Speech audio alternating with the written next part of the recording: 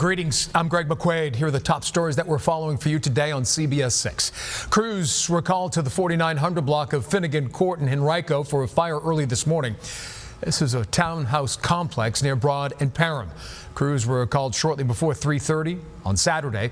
The fire marshal on scene told our photojournalist Phil Waddy that they arrived to find the home fully engulfed in flames, but were able to mark the fire under control within 30 minutes. Everyone did evacuate safely. However, multiple firefighters were injured on the scene and taken to the hospital for treatment. Firefighters have not determined a cause of the blaze at this time. We'll keep you updated on this story as we learn more. You can find the latest at WTVR.com. Now that the holidays are behind us, you may be ready to take down all of those decorations. And if you had to deal a real Christmas tree, you can dispose of it easily in Henrico County.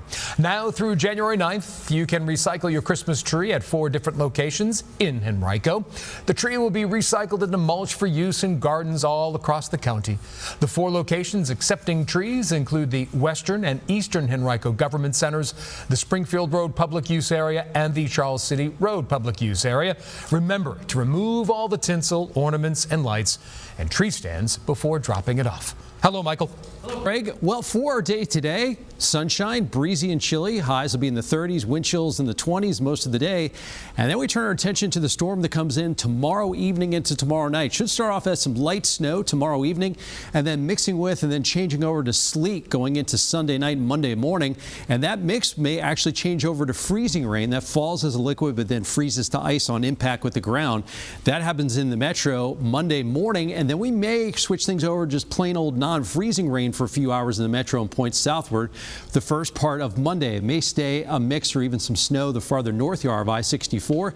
But as the storm departs later in the day Monday, it'll tug cold air back in. So we may go back to a mix briefly and then to a few hours of just snow as the system departs later on Monday. So Sunday, we start off sunny. We start seeing clouds in the afternoon. The snow approaches in the evening.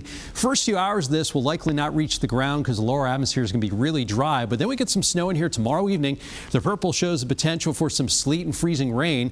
You notice we may even get some lulls in the precip Sunday night, but going into Monday morning, the potential for some sleet and some freezing rain changing over to all rain in the metro and points southward on Monday during the day. But then as the system departs, brings in cold air, we see that switch back over to snow by late Monday afternoon into Monday evening. And this is when we could add a few more inches of accumulation. This is just one computer model showing you the snow from the first part of the storm going into Monday morning. Then we get that mix and some rain, and then as the system departs, it brings some snow in on the back side of it to add additional accumulation, especially north of I-64. Here's our forecast as of now.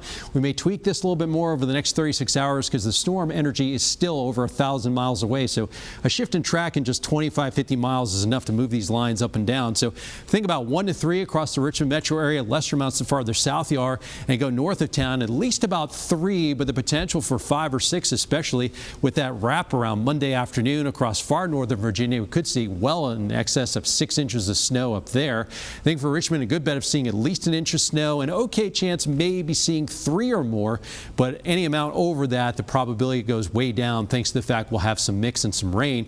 And with the potential for some sleet and freezing rain, we may have some icing on top of that first initial little bit of snow and sleet.